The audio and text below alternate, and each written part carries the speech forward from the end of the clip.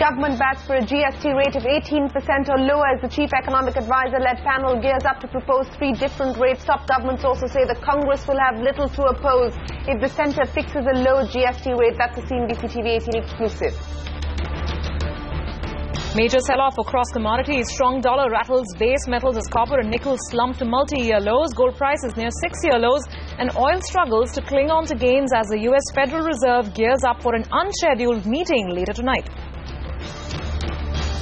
It's the 3rd largest acquisition to date. US pharma giant Pfizer moves to acquire Botox maker Allergan for $160 billion. The deal will create the world's largest healthcare conglomerate. Pharma and auto companies speak out against the government's proposal to cut down on tax breaks for research and development. Say the move will discourage investments in India. The issue is the 2013 bill cannot be bypassed so easily to allow the states complete freedom and flexibility. Land bill will return to haunt the government this winter session even after the ordinance was allowed to lapse. Opposition members of the Joint Parliamentary Panel plan to summon the Prime Minister himself for a clarification. Finance Minister expresses concern over the health of public sector banks, says he's unhappy with the current level of bad loans and plans safeguards for steel and aluminium sectors. The Supreme Court asked Vodafone to pay 2,000 crore rupees to the government for merging 4 subsidiaries. Also slammed telecom companies say they seem to enjoy litigation. Size is no barrier for development, says Prime Minister Modi in Singapore as he begins his 2-day visit, calls for investments in skill development and education.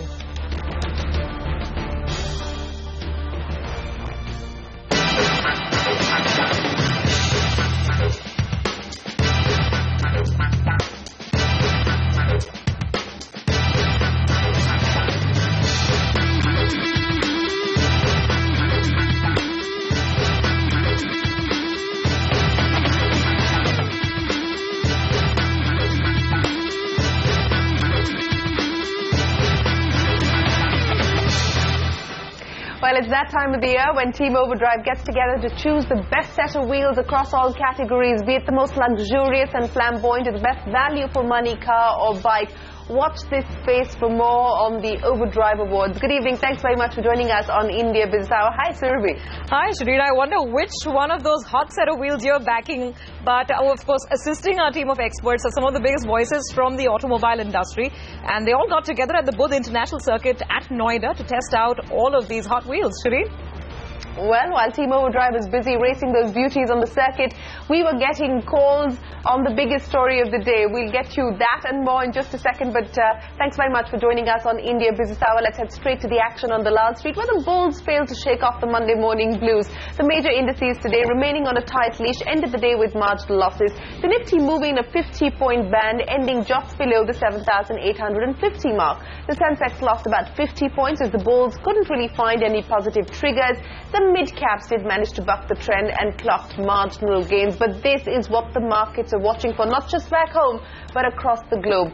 This is a big global story. All eyes now on the world's most influential central bank as the US Federal Reserve meets for an unscheduled meeting under what it terms is under-expedited procedures to review and determine advance and discount rates charged to commercial banks. Now, this meet, though not exactly unprecedented, as similar meetings have been called earlier by the US Fed, has triggered speculation over the possibility of a rate hike in the US for the first time in a decade. So that is going to be something to watch out for. And this meeting has triggered a massive rally in the American dollar in anticipation of a hike by the US Fed, which has in turn led to a major sell-off across global commodity markets. In fact, the dollar index has been strengthening over the last few days, and this has rattled commodities of all shapes and sizes. Let's just take a look at what's going on with the metal pack. Let's start with the base metals. Copper at a 6-year low. Nickel has been in a free fall with prices crashing to their lowest level in 12 years. Zinc is also at its cheapest level since 2009. Precious metals also falling, and that is having an impact on gold and silver prices even back home. Crude, though, has managed to turn back a tad. It's off its intraday lows, and that after the world's largest crude producer, Saudi Arabia, said that it's willing to cooperate with all producers both within the OPEC and outside to ensure that price and market stability is maintained. But what about equities, Surabhi? Well, it's fairly quiet on Wall Street right now, Shireen. In fact, we've got a very mixed picture because if you take a look at the Dow, slight shade of red still continues, but some of the other indices have actually bounced back. In fact, even the Dow, as we're speaking right now, bouncing back in positive territory. So, very quiet start, but it looks like there's some momentum that's building up, at least on Wall Street, Shireen. Well, that's right across the Atlantic. European markets also under pressure. All major indices have been clocking losses as we speak, and that is the story as far as the global markets are concerned. But watch out for the US Fed and that action right here live on CNBC TV 18 as it unfolds. But let's head back home to the big story tonight. India's pharma companies are crying foul over the government's proposed move to halve the tax credits for research and development. Now, remember, on Friday, the Central Bureau for Direct Taxes, or the CBDT, proposed a roadmap to bring corporate tax down from the current 30% to 25% by doing away with the tax breaks to India Inc. One such proposal is to reduce the tax exemption offered on investment rates for scientific research from the current 200% to 100%. And this has not gone down well at all with the pharma industry. Joining us now for her point of view is the chairperson and managing director of Biocon, Kiran Mazumdar-Shaw. Kiran, thanks very much for joining us on CNBC TV 18. You've, of course, taken to Twitter to put out your angst there in the public space as far as this proposed move is concerned. And I say proposed because this is only a draft at this point in time, and the government has invited opinions over the next 15 days on its draft proposals. But Kiran, why are you so surprised? Because remember, in this budget, the finance minister had very categorically stated that exemptions would be done away with in a calibrated fashion, but at the same time, the corporate tax rate would be brought down from 30% to 25%. Well, you know, Shireen, in my view, both are mutually exclusive, okay? First and foremost, our Prime Minister is really pitching for an Invest in India campaign across the globe. And it is ironical that you basically start announcing at the same time a phasing out of tax exemptions and tax incentives. I find this very, very ironical. I find this a measure that will only be detrimental to investment, especially when we are competing with other economies that have very attractive, tax regimens and tax incentives for investment.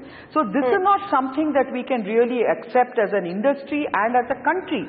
In fact, I'm very surprised that, the government actually, the CBDT, has not even taken on board serious objections from DIPP, DST, who are all not in sync with this proposal. So, the finance minister might have made a statement, but I don't think it augurs well for the economy. I personally believe that the bureaucracy should certainly not try and derail what we want to do with economic, progress and boosting the economy in terms of let me ask you about specifics.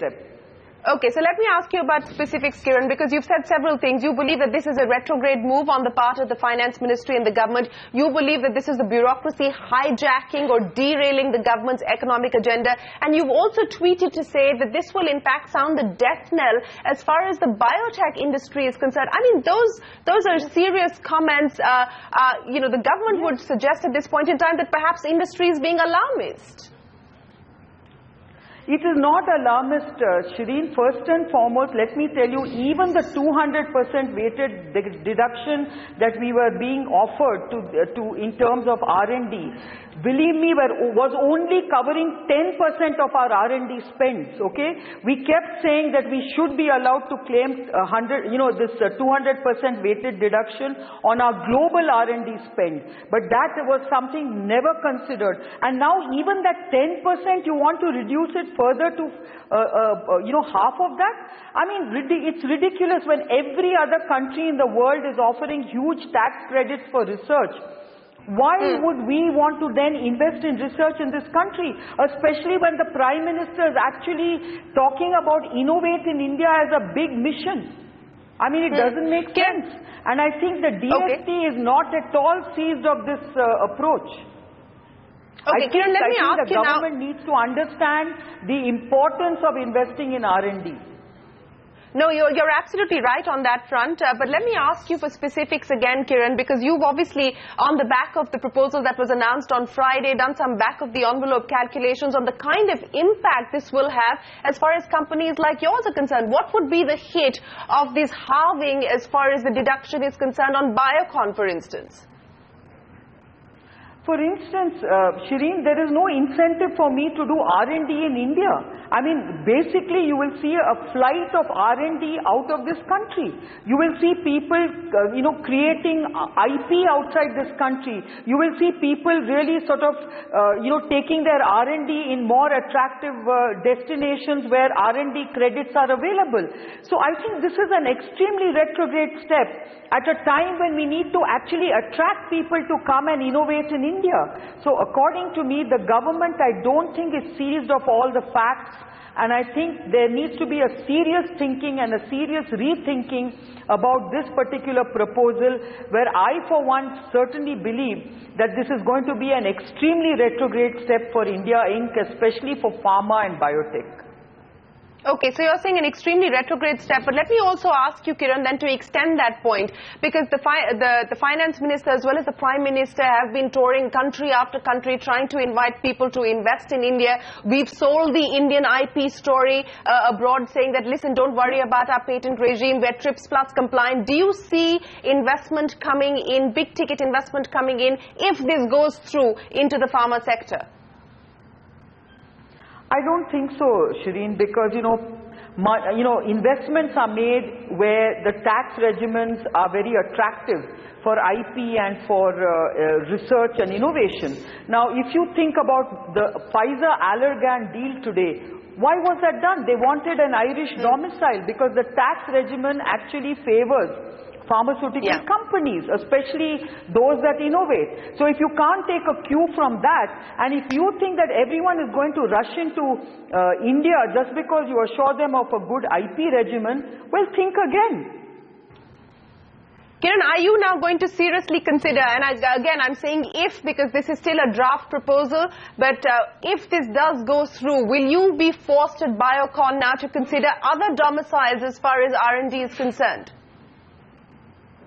Well, certainly every company that is involved in research, and remember, research is inherently high risk, and therefore you do need, tax credits to really support this kind of gestational research which takes years to get into the market.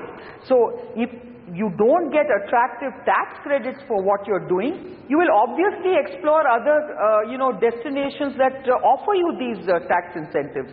So I really believe that the government needs to seriously rethink its R&D policy, its tax incentives for R&D, and I think it's important that they actually really engage into serious stakeholder consultation with the Department of Science and Technology, with the DIPP. I know both of them have actually objected very strongly to these measures. What about the changes being proposed as far as special economic zones are concerned, Kiran? How significantly is that likely to impact the pharmaceutical and biotechnology sector as well? Apart from pharmaceutical and biotechnology, Shireen, I think this is a retrograde step again. I think DIPP has objected to this particular proposal very strongly because SEZ is a flagship for their investment campaigns. And if you're going to start, tinkering around with SEZs and doing away with tax incentives, I mean, what can I say? I really believe no, but Kiran, let me ask you this. Let me ask you this.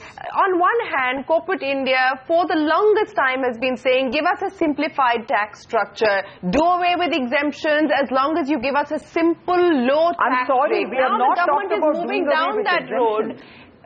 Yeah, do away with some of the exemptions. Shireen, that has been the viewpoint. Shireen, don't confuse simplification with tax exemptions, okay? I think we certainly need a simplified tax regime. We need clarity, we need predictability and transparency. Certainly that's one part of the equation. But on the other part, you cannot do away with tax exemptions and tax incentives, especially for many sectors which need it. So if you're going to have a blanket approach to taxation, the way it is being proposed today, I think it will really disincentivize investment and it will negatively impact investment. And don't forget, today we actually have a huge challenge. 60% idle capacity is what we are challenged with. How are you going to spur investment and spur that the capacity utilization going without incentives? So let's not confuse the two. Okay, Kiran, my final question to you. Are you disappointed with the kind of economic thinking that the government seems to be pursuing? On one hand, it's make in India, skill India, digital India, invest in India. Do you believe that what you're finally seeing on the ground is not aligned to the government's efforts to try and draw in investment, whether it's foreign or domestic? No, what I find is that there is a lot of good things happening, but there's also a lot of wrong things happening. For instance, the freeing up of FDI in certain sectors is a welcome development. The DISCOM, the financial measures that have been taken to free up the loss-making DISCOMs is also a welcome, development which the government has announced. But then on the other hand, suddenly they announce these phasing out of tax exemptions and weighted deductions on R&D, which is very, very disappointing. It's counterproductive. All right, it's counterproductive. So, I just don't know what's happening. Your final 10 seconds, Kiran. If the government is listening, if the finance minister or the DEA secretary, any of them are watching this show, listening to you, what is the final word that you have? My request to the finance minister is, please rein in the bureaucracy. Please make sure that they are in a consultative process with other departments within the government who I know don't share their particular view on this particular subject. All right, let's see if the finance ministry is listening. Kiran Mazumdar-Shaw, it's always a pleasure speaking with you. Thanks very much for joining us with your take on what you believe is a retrograde move on the part of the CBDT and a move that you believe will hijack the government's efforts to try and draw investments into India. Thanks very much for your time. Well, on to the big exclusive on CNBC TV 18 this evening. Expect a positive surprise on the GST rate. That's the word coming in from top sources at the government. We understand that the government is hoping to peg the GST rate at 18% or perhaps even lower. Sources say this would blunt the Congress attack and leave the Congress party with little to oppose the government on. In this backdrop, the panel led by the Chief Economic Advisor met with the Finance Minister today. They discussed the formula which will be used to calculate the standard rate. Sources say the panel could propose 3 different rates to offset revenue losses to the government. Here's the Minister of State for Finance, Jayant Sinha, on what transpired at the meeting. We finalized the parameters that will be necessary to establish the rates. That is now being looked at, and we will have something by the first week of December. So one more quick question here. So a lot of reports are coming out that the lower the better. I mean, an overall signal probably 18%, 20%, probably even lower than 18. So in this kind of environment, when it's just before the report, not trying to pre-guess what is there in the report, but do you think it's a good idea to talk of these levels as of now? Well, the Honourable Finance Minister has already said several times that our goal is to be able to come up with a reasonable rate that will be good for the economy, and that's what the Chief Economic Advisor and his committee have taken under advisement, and I'm sure they will consider all of that as they put together their analysis. And this is going to be before December 4 or before December 5? No, the report will be issued in the first week of December. Okay, so a couple of more days of wait for that CEA report to be submitted to the government. Now, Nayantara Rai, who broke that story, joins us with more exclusive details. Nayantara, what is the thinking at the government level, and is it almost certain that we will see perhaps a rate of 18% or lower?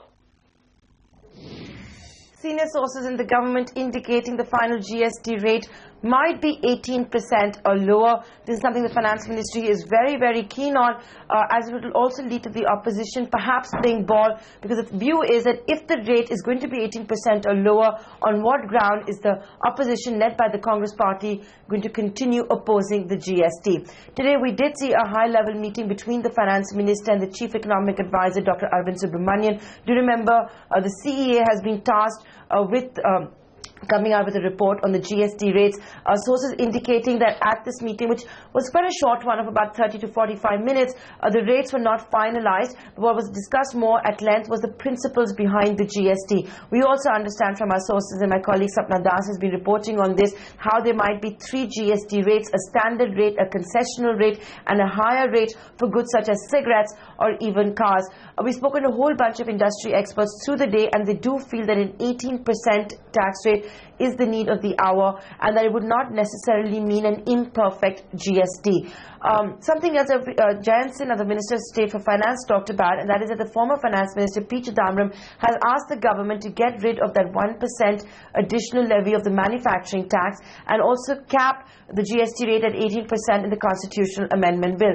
My sources in the government suggesting that they are open to renegotiating that 1% manufacturing tax, whether it will be levied at all, or could it be phased out earlier than the projected 3 years that is being envisaged at the moment.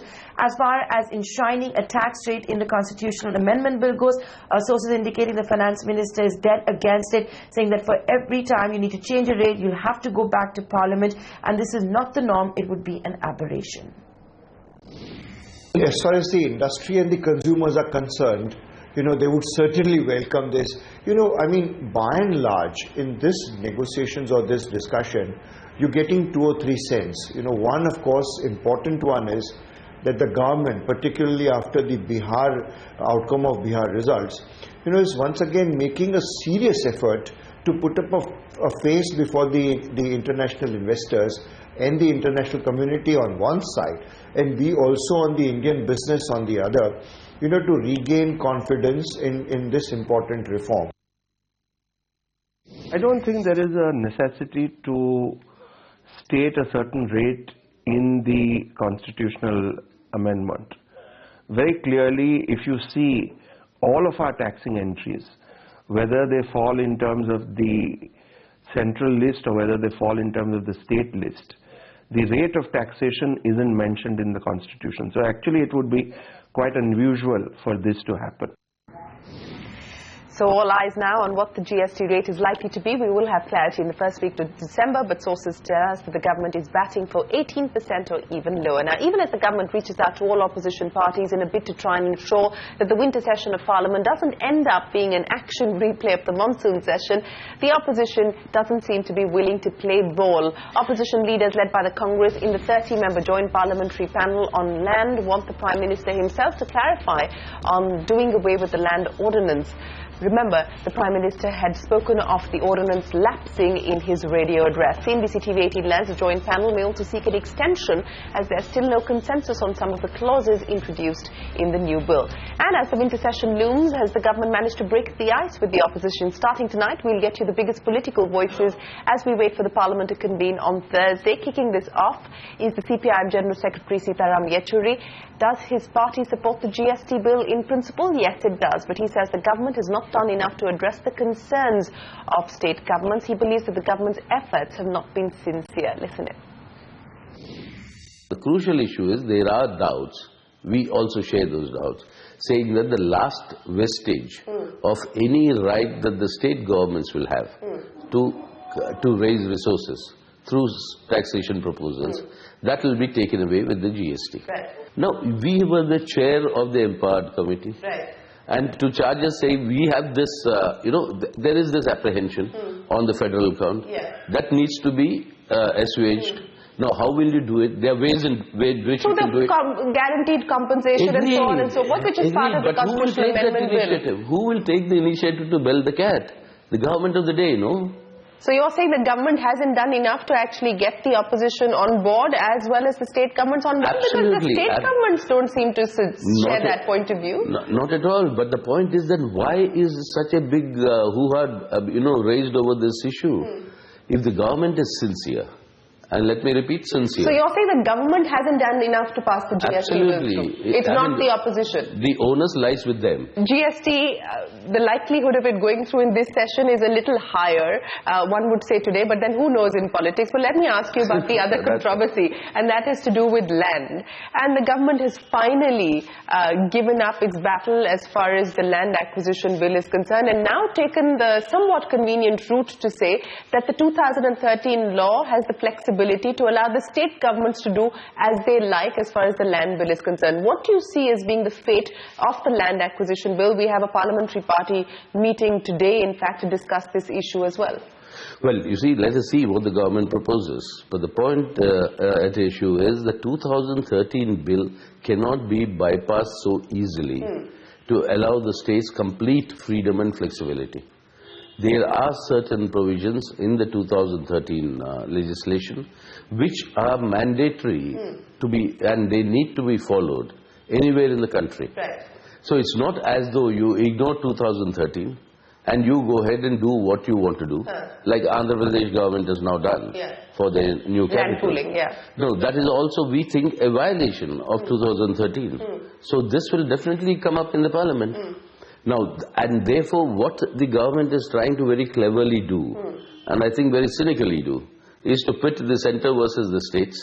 States will say that no, in our interest we need to do this. The central law comes in the way, and then say as a fait accompli, you see there is a conflict of interest, so we need to revisit the 2013 law. Now that is what, be upfront in what you want to do. Okay, so that's a view from the left. But moving on to the big global story, it's the third largest acquisition of all time. US pharma major Pfizer is all set to acquire Botox maker and Ireland-headquartered Allergan for a whopping $160 billion. Landon Dowdy is here from the CNBC headquarters in New Jersey with all the details. Over to you, Landon. This will not only be the biggest acquisition this year, topping the AB InBev SAB Miller deal, but it would also be the largest ever in the healthcare sector. Reports say Pfizer will buy Allergan for more than $150 billion based on the company's share price. The deal is expected to be announced this morning. Pfizer will reportedly pay 11.3 shares for each Allergan share, and this is also a small cash component worth less than 10% of the value of the deal. It would also be the largest tax inversion ever, coming just days after the U.S. Treasury unveiled new rules to curb such transactions.